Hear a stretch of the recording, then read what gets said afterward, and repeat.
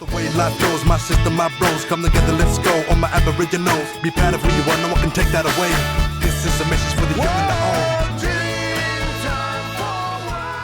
old. Hello, I'm Bart Willoughby, and my name is Tjimba Possum-Burns. And we are Message for Young and Old.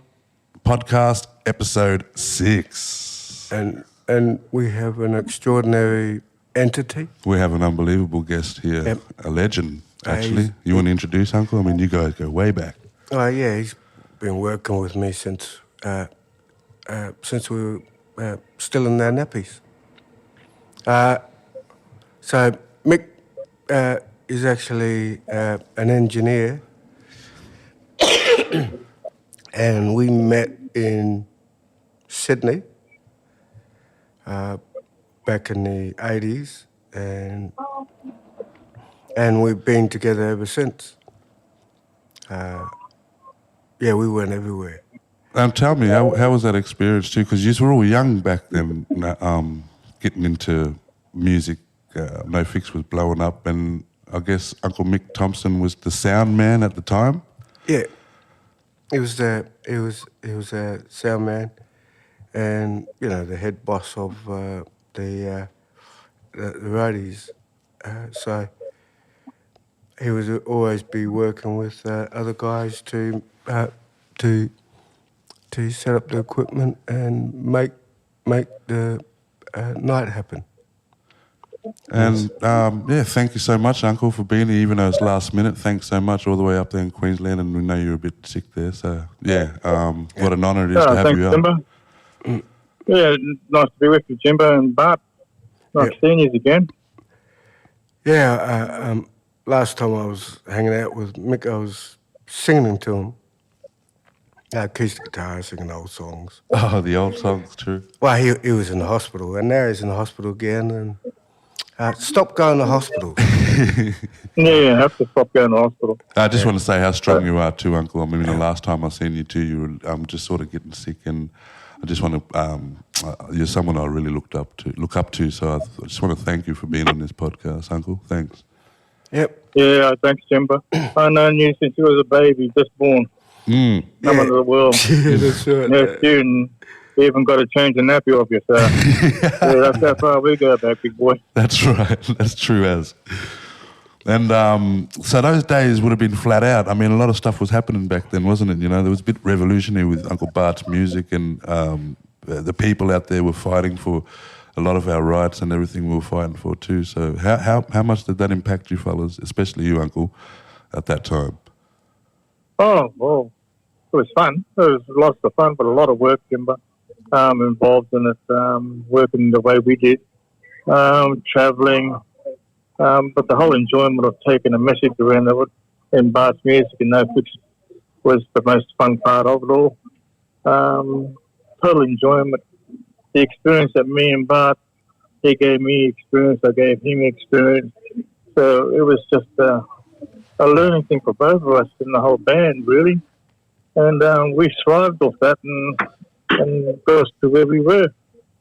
Well, that's powerful within itself right there. Yeah, we went right through the Pacific, all through Australia. And we even used to do this weird gig at the Playroom. Remember the Playroom in Queensland? Oh, yeah. Tweed's Heads. And the reason why I'm talking about that gig is because it wasn't the only gig that had jelly wrestling. So what happened is there'd be jelly wrestling, girls wrestling each other in jelly, and then we'd play, and then straight after that, Finn Lizzie played. Oh, awesome! And so it was a weird sort of gig. I mean,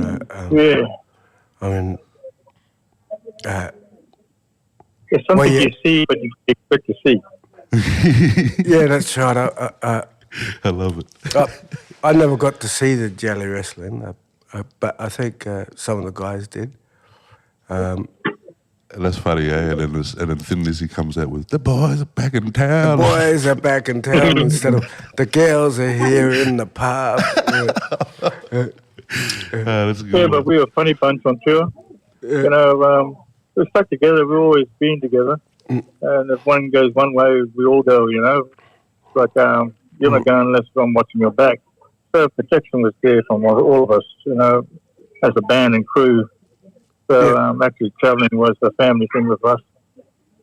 Really enjoyment. Yep. Yeah, it would have been. I mean, I enjoy the music today and working with Uncle Bart, but then I hear all the stories Dad tells me and the fellow, everything that you went through. And I remember Bart and Dad saying, well, you know, if it wasn't for us fellas, the Whalen brothers wouldn't know where to go. They didn't have no roads before us fellas. Us fellas, we sort of paved the way sort of thing. So Yeah, actually, I remember a gig up in somewhere up in Kimberley's area, and we had to bloody dodge trees and outhills in the middle of a road, and you just go, how long hasn't anybody been down this road for? true. Are we There wasn't even a road. Are we going the right way? You wait till you actually bump into a tree or an anthill in the middle of the road, and you try and tell me how long it takes for them two to grow up. Yeah, it's true. Hey, the other thing, Bart, remember that time we went off the road night time, it was pitch black, and we couldn't find out where the road was, where we had to go back on the road. And the only way we found it was drive around in circles till we landed back on the road. You landed back on the road. And then we landed back on the road, we didn't know which direction to go. So we drove back. Yeah, we had We said, it's the wrong way. We've got to go back the other way. we had weird events. I remember we hit a kangaroo, but we were actually on a sort of a hill, not a hill, but a man-made highway that was high, sort of like. And when we hit the kangaroo, we just flung it into the air and it went into the tops of the trees. And so we went down to look for it and we couldn't find it. And so, but there were times where we did saw some eat some animals that were killed on the road. I mean, because that was still good. That was still good, fresh. Not all of it was damaged or poisoned by nuclear or waste. Of any weapons. Yeah. How do you feel, Unc, about you being like one of the pioneers of sound and doing all the sound work for No Fixed and all these different bands? How do you feel to see a lot of these young fellas sort of picking up the same thing, because you're seeing how much technology is sort of risen and how much talent has sort of came up, especially in our communities everywhere. And you see a lot of sound fellas now. So how do you feel about that, Unc? Oh, great. Yeah, that's a good question. The experience that I got from the very first time, I knew it was in music when I met this fellow here, Bart. He's the actual stick that pointed the way. And I was playing music myself, back in the days, but it wasn't where I wanted to be on stage. It was to mix music, to feel and hear the joy that you can have control over on the panel. On the panel, yeah. Being of the band, you're a member of the band. That's what engineers must really understand when they mix a band. You've got to be part of them. Yep. And when you're part of them, the music sounds better. And you got more feel, you know what to do with the effects. It all happens automatically. But you've got to listen carefully. And Bart taught me those things. But most of my knowledge came from the love of music, growing up around music, around my parents. They're all musical. So I've got a back advantage there to help me choose that way. And we wouldn't be doing small gigs. Me and Bart struggle because in a way of knowledge. Yeah, and we wouldn't be doing small gigs. I mean, we're doing really big shows. I mean, really big shows, especially over in Berlin, Eastern Europe, all them places. Oh, yeah, that was deadly, eh? That would have been amazing. Yeah. 6 months touring overseas. It was a long time. I had my birthday over there and everything. And having snow fights and never seen snow before in our lives. And we were running around the street with these big chunks of snow chucking at each other's head. The big difference between European snow and Australian snow is that you can just grab a little one in Australia and it's a little ball, but it turns into a nice rock. And if you chuck that at someone, it's going to kill someone. The ones in Europe, you can actually make a big. It's like it doesn't fall apart. It's like before you know it, you got a big beach ball about the size of a dwarf house. Have you ever seen a dwarf house? It's quite small, but it's big, and it sticks together, and you can run up to someone and squash them. Big difference between Australian snow and European snow. Australian snow, if you're not careful, can kill you. The koalas from it too, so watch out. Nah. Well, actually, I remember when I toured in America with Yeti Indi, I was telling them about snow because they'd never seen snow. And as we came into, I think, Salt Lake City or somewhere, I don't know. Oh, yeah, a lot of snow. Yeah, a lot of snow. We stopped and the guys went out and grabbed the snow and started chucking at each other. And just before they did, I was going to say, no, don't, because it's going to turn into a rock and kill someone. And it actually did and hit Mandua right in the eye and cut him, and they didn't throw no ice at each other after that. It seems like it's innocent, but it's not. It's quite dangerous. Anyway, I remember when we toured Europe. We went everywhere: Czechoslovakia, Bulgaria. Wow, that would have been unbelievable. It was. For the first. And that was the first time you might have been to Europe. No, we already been to. No. We already England, been to France. Yeah, of course. Yeah. Yep.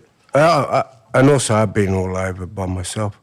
Actually, I'd done some tours where I was actually by myself, and I ended up in Budapest, Hungary, and got myself a Hungarian band, and performed at this festival.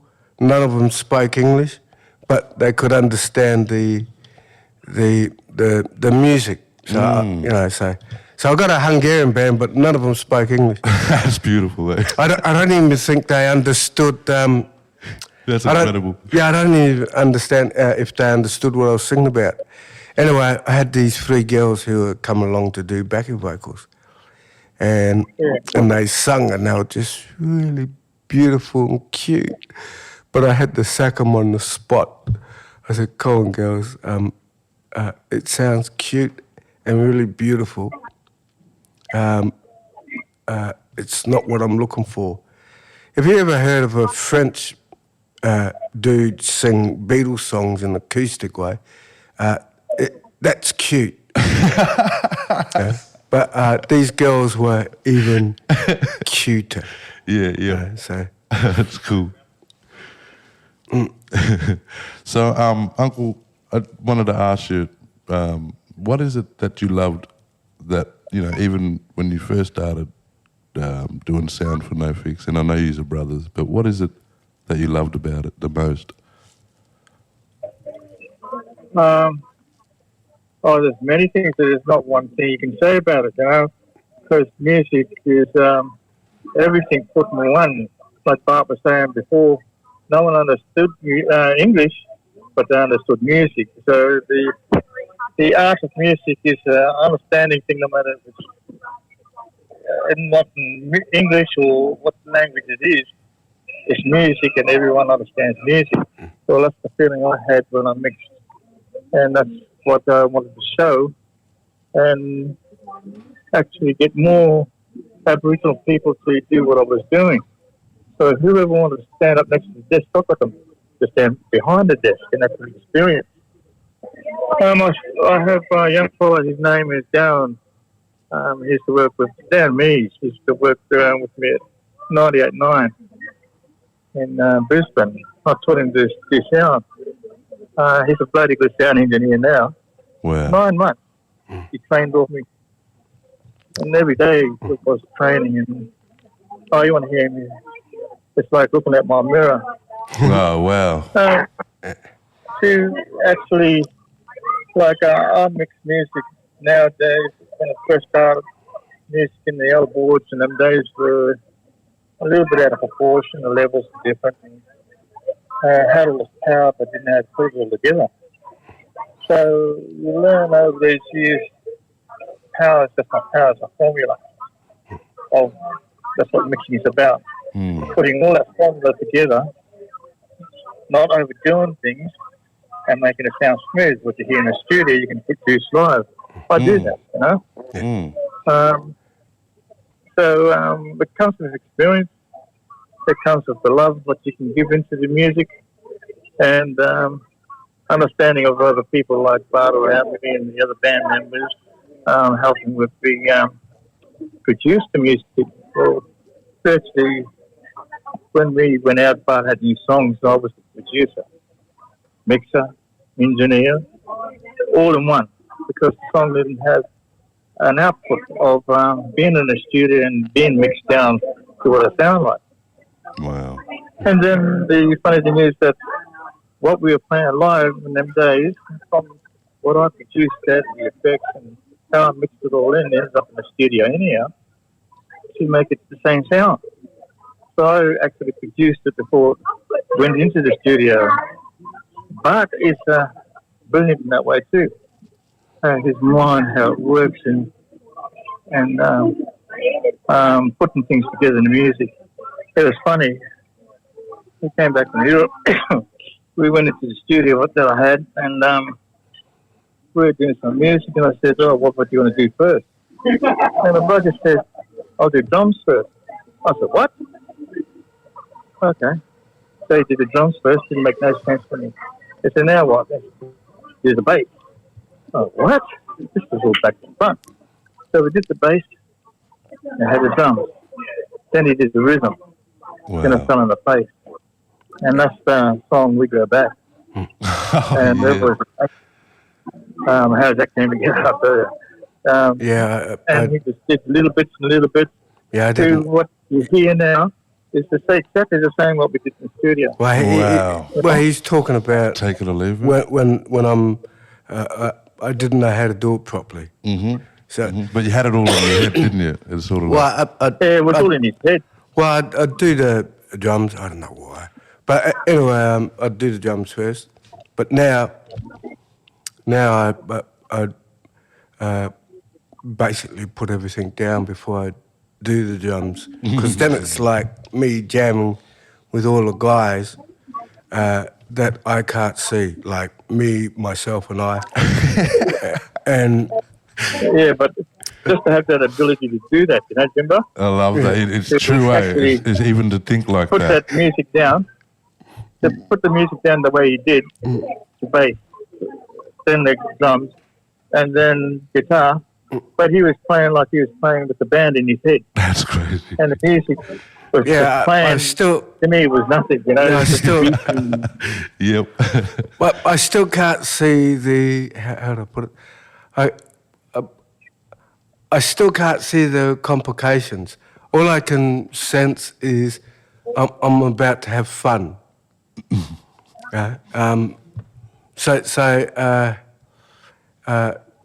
To me, that's what I was looking for. I didn't know how to do it, and then you do stupid things like put down the drums first, and then which is I just thought I could sing the melody in my head and put it through the drums, and and it's all there. And it's all there, and you do the stops and all starts, and you got your click track going on, and then you're jamming with the guitars along with the drums. But you never ever liked that. But I prefer I prefer to drum along to the instruments, because that's what drumming is all about. It's about not doing Groundhog Day every day, but having fun and making sure that it's different to all the different songs that and most of the time you don't have a clue on how much is it flinging, because that's already there. It's weird, but I just love, and it can be any speed, anything. So when I listen to Prince and can sense the joy that he's having, the guy just totally blows me away with some of his what he's capable of doing. Me, I'm sitting comfortable. I haven't set my stuff too high. I haven't gone to jazz, funk. I just love sitting with the reggae and bluegrass and country, so to speak. Yeah. You know, the other thing with Bart too is we did it with click tracks, you know, but Bart didn't like them too much because that's too precise timing. He'd like to have a little bit of lag in something and another lag in another. A little bit of speed in something. That's couldn't do with click tracks. Well, you can. It's all the part of the song being developed in his way. Yeah. That's another thing I learned. Yeah. So I learned a lot of things with Bart. Well, perfect timing isn't click track. Perfect timing is how you're feeling the music, and if you feel it, then you're not gonna speed up. You're not gonna slow down. You're just gonna sit there. Yeah? And with bass riffs, I think you gotta. I think the music speaks to you first, and then the bass riff happens. Yeah. Yes. And I don't have a problem with that. I love looking for it, because when you do find it, it's sitting right in there. It fits. Yeah. And the percussion bits. I mean, I love percussion. I love, like I said, I love African percussion. I love South American rhythms. And I love Pacific rhythms. And I've always said this, what makes them all different, location and heart. That's true, location and heart. Everything else is technique and theirs alone. Huh? So... Yeah, what was that? Yeah, Jimmy, you know yourself. Yep. Being a muser yourself, the things of timing and speed of music. Yeah, definitely, yeah. You know that someone might sing something different but in a slower way, and then you are singing it in a faster way. And when you combine all these sounds together, they become one powerful thing. Yeah, yep. You know. No, that's true. Yeah, that's true. In your music. Just before we go, all that noise that you're hearing, Mick is actually in hospital. There's a big mob here too. And there's a big mob, so you know he's surrounded by a beautiful family in the hospital, and we love him. He's been my working partner for over 30 years. And so on. And so he's one of our brothers, but he's actually the first engineer in Australia that's Aboriginal. So, everybody, I'd like you to make welcome Mick Thompson. Yes, thank you, Uncle. What an honour. And welcome, and hope he gets well. Hope you get well soon, Uncle. We don't want him to go yet. I want to thank you so much, Uncle. Even though it was last minute, like we said, guys out there, thank you so much for being on our podcast. Yep. Right, then, No Mick, worries. I'll be for a while, yeah. love you, and Annoying Bart somewhere. Yeah, for sure. we love you, but we're going to leave you now. Catch you later, my brother. Take care. Tjimba, Yeah. say hello to your dad for me and tell him you're well too, eh? No, will soon. And, no worries. Keep up your good work, Tjimba. I'm watching you all the time, eh? Wow, for sure, Uncle. Thank you so much. Appreciate that. All right, welcome back to episode 6. This is message from young and old. My name is Tjimba Possum-Burns. And I'm Bart Willoughby, and we're actually interviewing Gabriella Possum, who's actually Tjimba's mother, and also she's a famous Aboriginal artist. Famous Aboriginal artist, and I'm very proud of my mum and having her on here. I had Dad on the last episode, so we've got Mum on here, and who's very artistic. And thank you, Mum, for coming on the show. Palya. Bye. You are Palya. And yes, and we're wearing glasses. When we were young, we didn't wear glasses. When we were young, we didn't wear glasses. No, we. Didn't know. So, Mum, first time, I always used to sit with you, Mob, painting all the time. So, when you started with Jamul painting, what was the first time you started? What age? I used to watch all Willoughby doing the painting. He used to tell me a lot about the gathering the bush tiger, all these footprint where they follow all the animals, where they break the animal, You are. walk about for the water, also things like that. You are. No, that's Palya, Mum. And it's like connection, banya, for the animals too, you are. Yeah, Grandpa used to tell us the story, and we used to sit there and watch him, listen from this tribe, from every tribe that all get together, the hunt, You are. And Nga tribe, Western Desert, basically. And Major tribe, Anmatyerre tribe, Walpri tribe. with the Grandpa. You are. And that's all connected in Western Alice Springs, which is Alice Springs as well. That's Aranda country, but all through the Western Desert. And Major, all the different tribes all around in the center will come all together. You are. Together. You The are. main one as a bush tucker is a very, very, very big love. We gather, You are. And how old were you, Mum, when you first started your first painting? I first started doing my artwork was around when I was 15 years old. That was starting from the school where I went, here at school, and I was doing an art school there, and more being promoted by old people along with all the artists there and all the other artists. You are. All the elders, but Yes,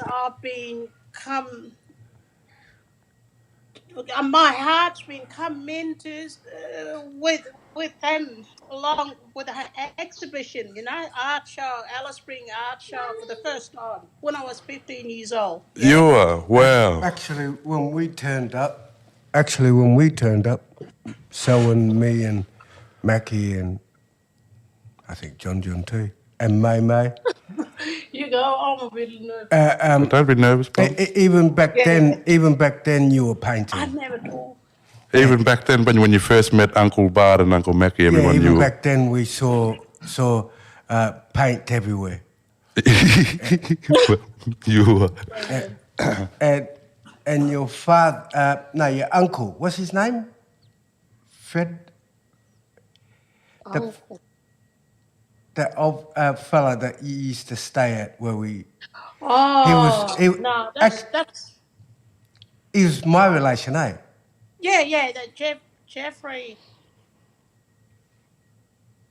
Jeffrey, that's right, yeah. Jeffrey, you know, May Wilson, yeah, May. Yeah. Ah, that's all your mob. Yeah, that's right. May's brother, yeah. Yep. And that's how He's from Adelaide too, yeah. Yeah. So that's how we connected, and then I think the sparks started to fly between you and Selwyn.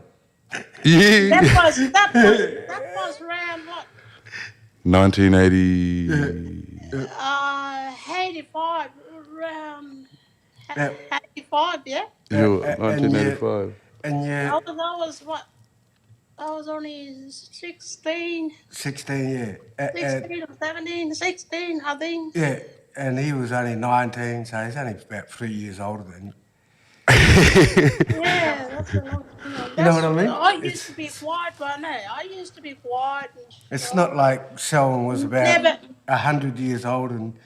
100 years old, but no. Palro dad, talking about dad. Old Willoughby. But he was a young, handsome knight. Young, handsome knight. So that's the first time. So the first time it was colour stone, wasn't it? Or no fixed? Was no fixed? All right, pause. What happened there? Pause. Oh, colour stone. Your thing? No, that's okay. Audio's still going. Audio, but he paused. Yeah. Pause. Colour Pause is like this. Yeah, when I first met was Uncle That's a Bart, pause. yeah? Huh? That was the first. When Yeah. I first saw Oh, Uncle Bart, now everybody will start talking about Uncle Bart there. You know? Yep. And as the first time thing, you know, for us, we used to look up and watch Uncle Bart. You know, no big address was the peak for us. Right. Because we did. The first one come out in the desert. Yeah, 81, 82. Wow, long time. You were watching on ABC, you know. Yeah, the rage, didn't you? Yeah. Yeah, that's And right. I think the movie, it was big for us. Wrong young side of the road. people. Yeah. You were wrong side of the road, didn't you? Yeah, this band was big, and then we didn't know about the colour stone. We knew about no big address. Yeah. Well, Coloured Stone was we were just beginning our venture, and I don't think we were even Coloured Stone.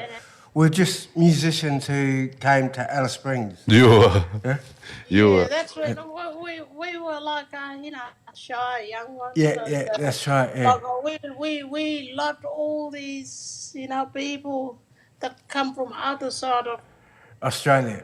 Other side of city, like Yeah. it was big for us. Yeah. We loved them all, like we were like looking at them like a family.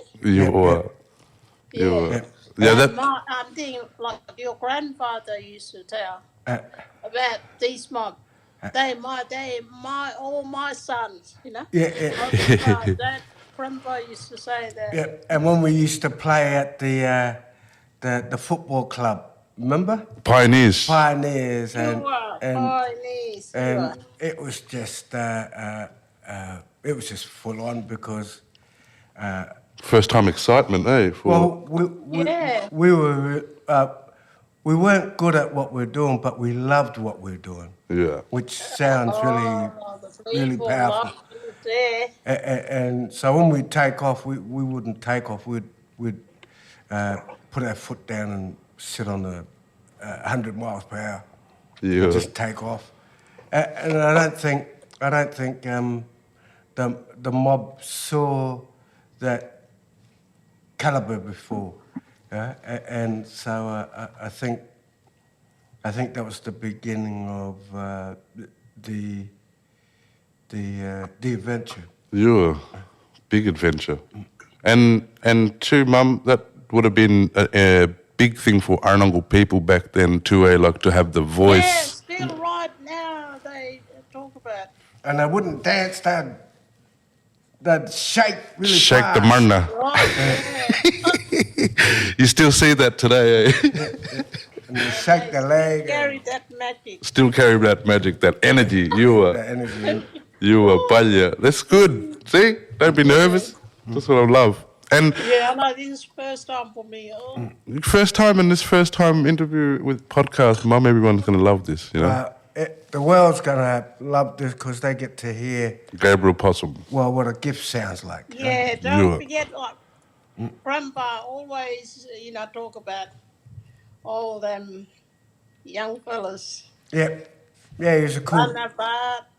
He was a tall dude. That's how come Tjimba... For him. Yeah, that's You how are. come Tjimba Love tall, because them. he's like his... You were, he was grandpa. very proud. Now, that's where we get our, just right, we get our tallness from our grandfather. Yeah. He was a big, tall man. Big, tall man. And I've got to say one more thing, Mum. How much are you proud to see a lot of your family now, on the grandchildren and everyone else, doing the art? Oh, I'm so proud. And I see some of them does music they love and dance and at the hearts. That's just the little one, 3, 4 Yeah. years old. They come sit down. They want to do painting too. They love it. And they're not your kids, they're your grandkids. You are the grandchildren Yeah. taking That's the over. next generation. And they call me, the little one here. Dot Nan. Dot man. Dot You- man. you- I might actually write a song Yeah. called that. Oh, Dot man. Their Uncle Bart's next song now. Dot nan. Dot. But I might. The chorus gonna be a dot. D- But I'll say a dot Ch- 1,000 times. Dot. Yeah, when you get up in the morning. Hi, Dot. Oh, And I see that every time we come together with the family and few grandchildren, like tall grandchildren there, big shout out there, Talia. 7 granddaughters. You are, and shout out to Talia too, because Talia done her first exhibition, been your mum, and she been sold her first painting with Nan. So I think Choice Award. Choice Award, that's the one. Yeah, and Marula. You are, and Narula, big ups to Narula, and all the other cousins too, Ziza Mob, everyone in our family that's sort of the whole keeping family, they all doing the painting. keeping the possum legacy going. Yes. Yep. And if they can't dot, they can go and ice skate.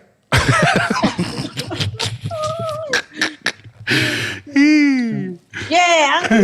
Yeah. Well, Got seven granddaughters, Yeah. Just, 7 sisters, and she got 7 granddaughters Yeah, that's pretty.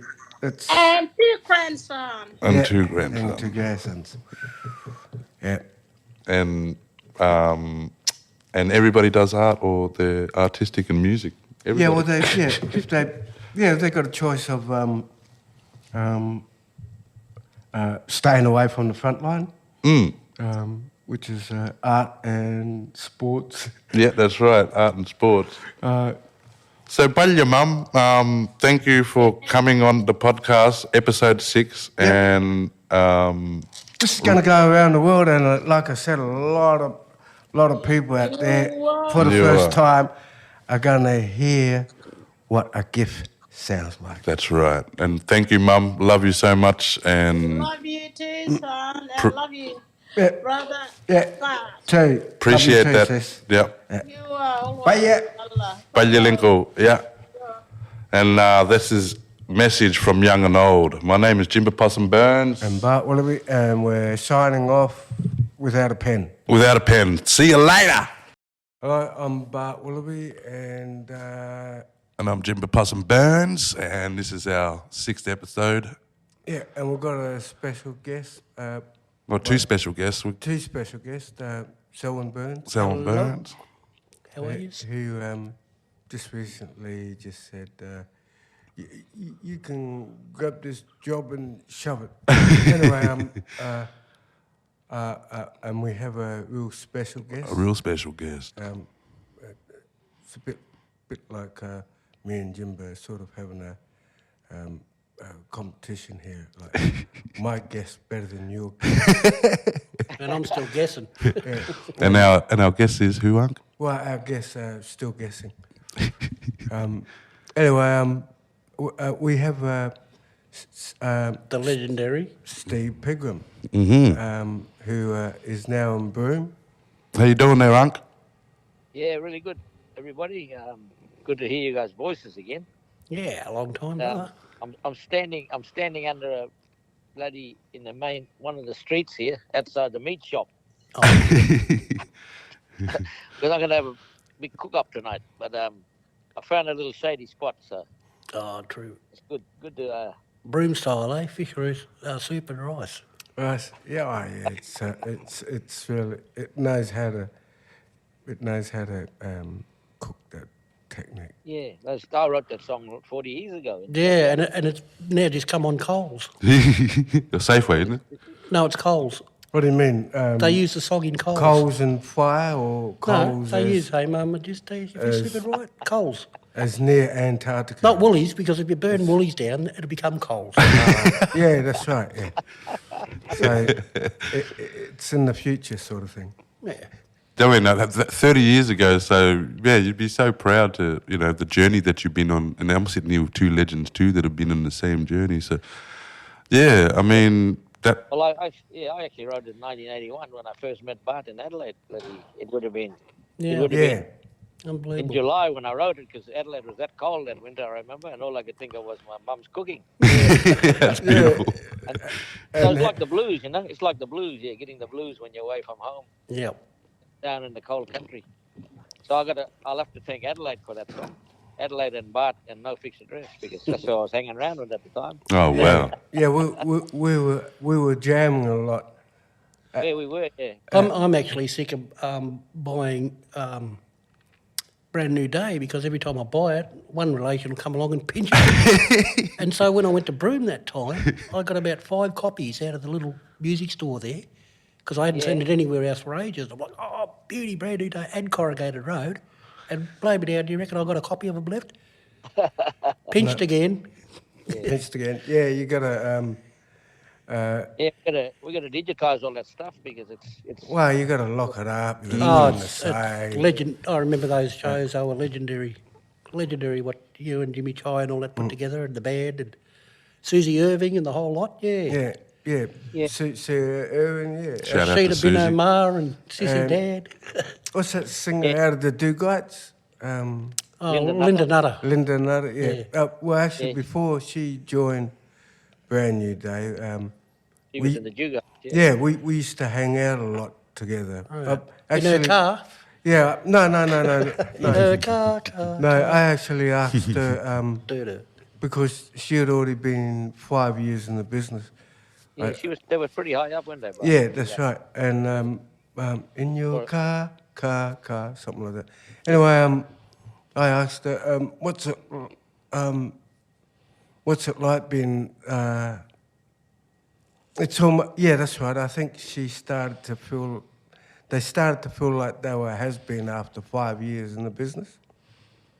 Yeah. And I sort of asked her, what's it like, sort of being in that situation. And I remember her saying, oh, we just slug it out till something might happen. And I thought that was a pretty cool attitude. Hey, Steve, me and Bart went over to London a couple of years ago with Tommy Lewis. And, Yeah, right. The rugby guy. Yeah, and Jimmy was still alive then, God bless him. Yeah. And I asked Tommy. Yeah, Tommy Lewis, Tommy, yeah. That And actor, yeah. Jimmy was still alive, and I got someone to ring Jimmy to ask for permission to do Kuckles and Seed You Might Sow, which we added into the show. Yeah. Right. Yeah, that's right. And it was funny because when I explained because I said they wanted some cheeky songs, and Bart thought they were talking about, sadistic, and I said, no, cheeky songs, the only one I know was Jimmy Chai, Sense of Humour and Steve. Well, the only ones I could think of were Benny Hill tunes. Well, like looking for Kuckles, they're not really looking for Kuckles, are they, Steve? No, but Benny Hill's And that was the cheeky part of it. That's what I loved about that song. It wasn't looking for Kuckles, they were going for a scraping numb. Yeah. It's like food Food for thought. Food and sex. Yeah. Or Kevin Bloody Wilson. And then seeds, you might say. I mean, that there like says it all, you know. Yeah. Educating about putting a condom on, which still needs to be educated today. But no one else ever touched songs like that except you guys with your sense of humour and that.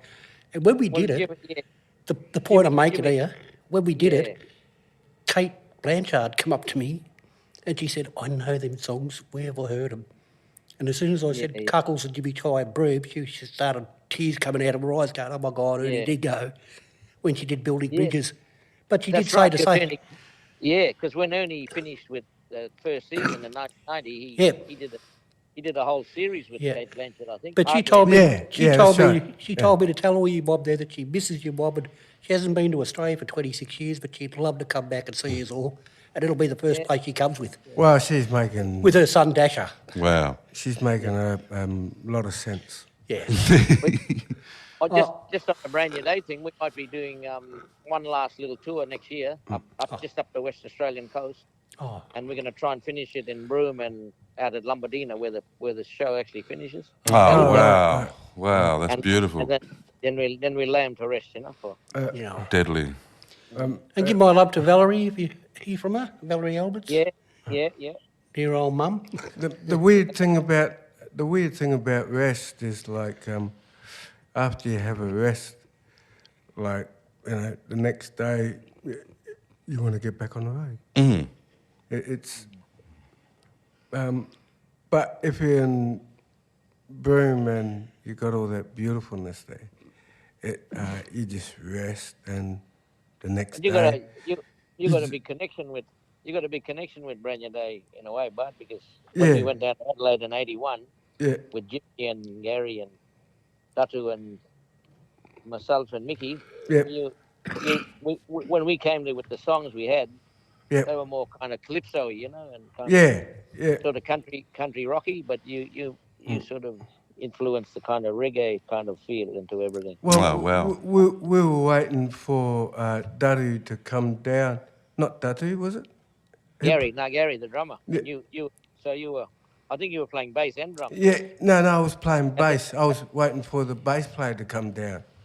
That's right, yeah. And he took a year. Yeah. I got a great photo here where you're playing the bass at the soup kitchen, remember? Right. In Pier Street there, the soup kitchen we used to play for the old people. Yeah, that's right. The soup kitchen was... I've actually got a live concert of Kuckles, and it's done in a pub. I think, Steve, you were about 16, 17. Your voice is so different. Yeah. And Jimmy would have been about 18, 19. But he was talking a lot of language and introducing the songs in language first. This is called Miriam Markup or something, and it says Brand New Day.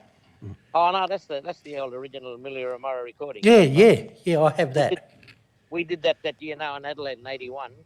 Towards the end of the year at ABC in Adelaide. Yep. Oh right, beautiful. I actually remember that. And it's got Black Girl on it.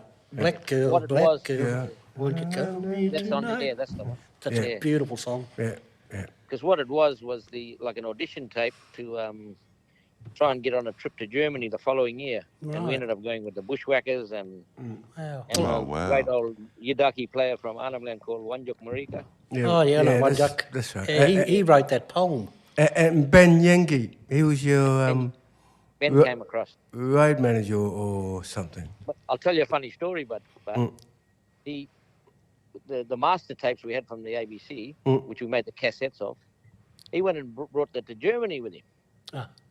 In March the next year. I don't know why he would bring a master tapes to overseas. Yeah. And we went to a nightclub after the first big concert, and he left them in the fucking nightclub.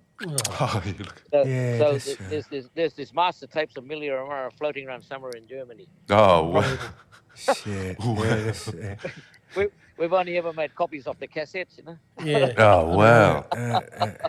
Jeez. Well, I got that in Alice Springs, of all places. Our bass player that was playing with us, he gave it to me, Dennis Persons. He works out of Rock City Music there. He knows you fellas. Yeah, Karma used to be our distributor back then. Yeah, well, he was working with Amunda and all that back in the day. Yeah. So, but he's a guitar doctor in Alice Springs, so whenever you need a guitar fixed and that, he was the man. Well, but he was the one who gave me the copy of that. Yeah. We had to create our own label, see? Yeah. And thank God Karma was there. And there was somebody to distribute the cassettes, and it was only cassettes back then. Well, what was that cassette I had of yours where it had the eye on it? It was like looking through the window or something? That's the old scrap metal one, yeah. Is Just that Looking. Looking through the window? Or? That's called Just Looking, yeah. Just Looking, that's right, yeah. Just looking, That's the one with Road to Nowhere on That's it. the one, yeah. I used to have that, and since that got knocked and it was a tape, I've never had it since, but I'll catch up with you and we'll get a copy. Yeah, and really big ups to scrap metal too, because I love that music, and as a kid growing up with Dad and all of his music and Uncle Bart, it was just beautiful. And really, thank you for that. Well, I used to bash that scrap metal album with a lot. Broken Down Man album. Yeah, Broken Down Man. Wow. Yeah, but no, the other one. And that sort of came out of I started scrap metal with my other brothers, Alan and Philip. Philip, yeah. And Philip, because Philip was too young for the early days of Kuckles. But Yeah, then he was the youngest. I was still maintaining contact with Jimmy and Mick and everyone. Yeah. And but we'd still always run into Bart. Yep. But I think Bart by then was with Mixed Relations. Ah. Yeah. And we'd run into Bart sort of late 80s, travelling around with scrap metal, and you helped on another one. I don't know if you remember, but that Sun Don't Shine song. Ah, my favourite track. One of my favourite songs. We're sitting in How do you know when the sun ain't gonna shine no more? Yeah, that's right, yeah. Beautiful. Yeah. Top song. And you remember you came into the studio in Sydney in 1990 when we were doing scrap metal? Yeah, Jane Hart sang on a bit of chorus on Howling at the Moon. Yeah, that's right. Yeah, Oh, wow. Yeah. So, that's right. We were...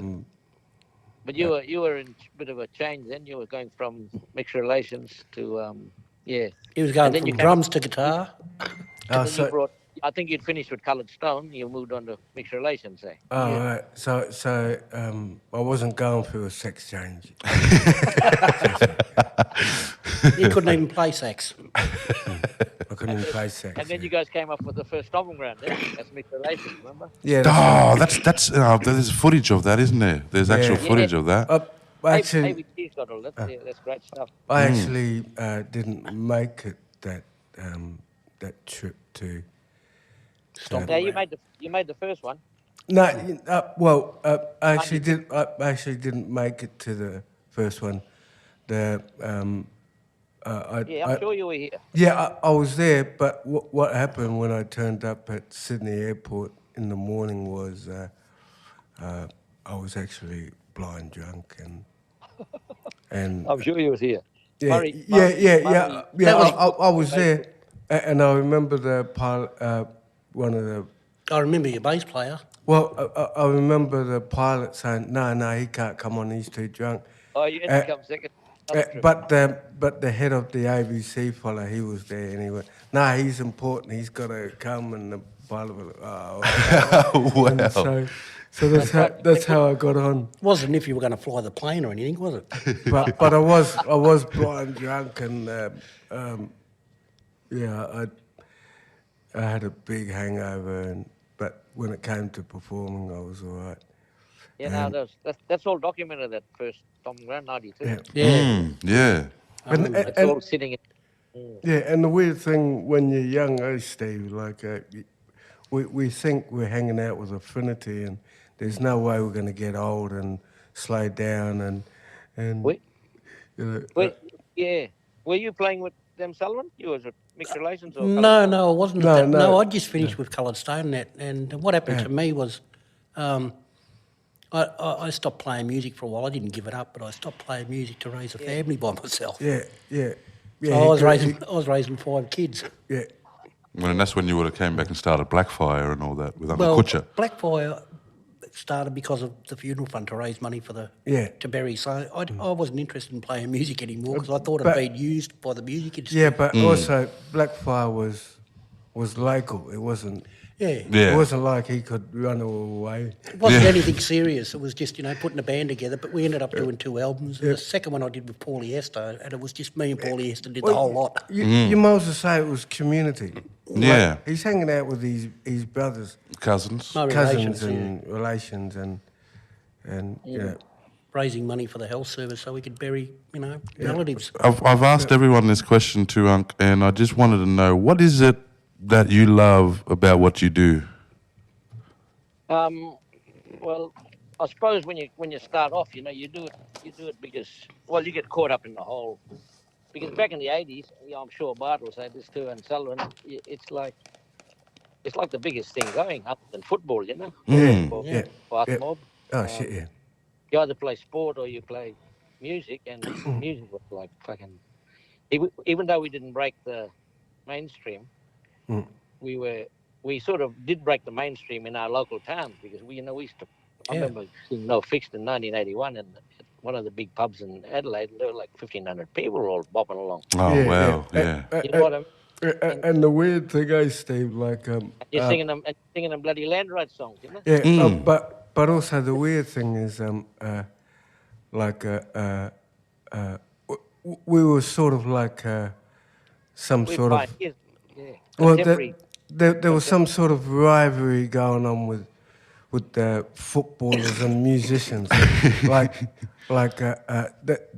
they'd play football, but we'd play music at night time. Yeah, and we were sort of breaking new ground in the Australian music industry, but it wasn't until the big record companies latched onto, I don't know, probably Archie and Yachty Indie, that it really sort of hit that. But everybody was having a crack at it, but I didn't. I did it more for the writing of the songs. And, technically, I think the rock and roll industry were after the thingamajig. You said the thingamajig. Yeah, the thingamajig. Well, no. Royalty checks. I mean, the thingamajigs. The music industry was just grabbing some musicians like Archie and, Dr. Yinapingu, and they actually run them into the ground. They had Archie playing all over the place. He's really sick now, but he's still doing it because of the love of it. Because of the love of it, yeah. And, because he feels that Mum's still pushing him, which is, Mummy Hunter. And it's just sad to see that all that money he's made for that music industry, why aren't they helping him out and look after him? The other thing with Dr. Yinapingu, I said to his brother, Gulleroy, I said, out of all the money from the mining you do, why can't you save your brother? And he said to me, no, we want him to die so the Youth Unity Foundation can get bigger. And I thought, you selfish bastard. You could save that man, but you'd rather he die because the name will get bigger. And that's how I see the music industry. They love grabbing our people and they push them to the ground, and then when they're dead, they're making more out of them when they die than what they do, when they're alive. Well, there's more beauty in dying for the syndicate. Well, it's just sad. I mean, you know how you said you got sick of it all by the 90s, Sullivan? Yeah. We were all like that. Scrap metal nearly folded. Yeah. We were heavily in debt. We were having a go. We took bank loans and everything to go. We tour out in Australia on a big bus, and then all that does is break families up, Yeah, that's right. And the thing that pisses me off too is that we write good songs. Paulie Hester said it to me. He said, Selwyn, half of the Aboriginal music that I've heard, bands, if they were a white band, they'd be number one songs. But unfortunately, because it's an Aboriginal band, they don't want to push that. They look at that as whinging. And I said, well, it's all right for them to look in the window and tell their side of the story, but when we tell it from our side of the window, it's a whinging. So I'm not putting crap on Midnight Oil, and they did great. Same as Shane Howard, his heart's in the right place.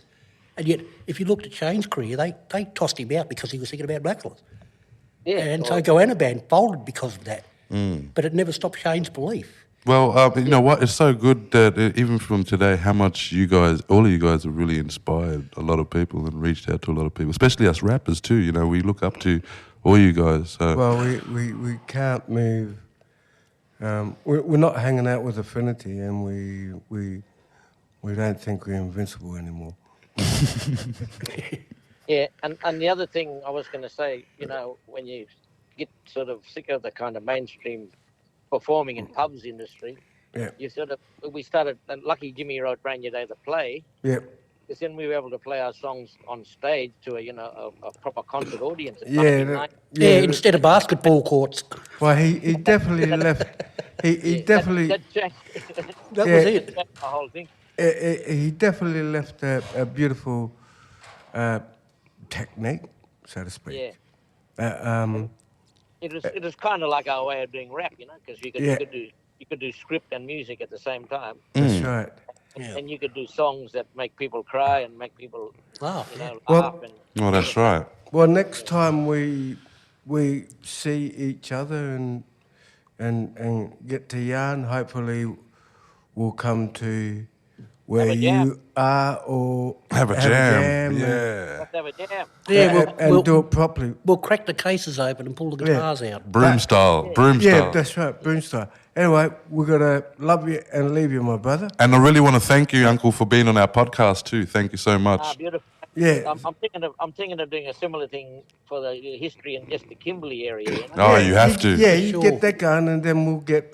We'll all connect. We'll all connect, and that's that's how we take over. And our special guest, Selwyn, thanks, Dad, for coming in. Good to hear from you again, Steve. He's a complete stranger. I never met him in my life, but thank you for being here. Give my love to all Bubbly up there. See you, Bubbly. Yeah. Yo. Thank you guys. Yeah. Hello, Bubble. Take care. All right. Bye. Bubbly. Bye. All right, and that's our 6th episode of our podcast, Uncle Bart. I'm very honoured and privileged to do this with you. Beautiful. And we're going to leave you guys with some music, and I hope you guys enjoyed everything, and appreciate you guys. We'll be black. We'll be black. We'll be black, and not blue. And I hope you love the music.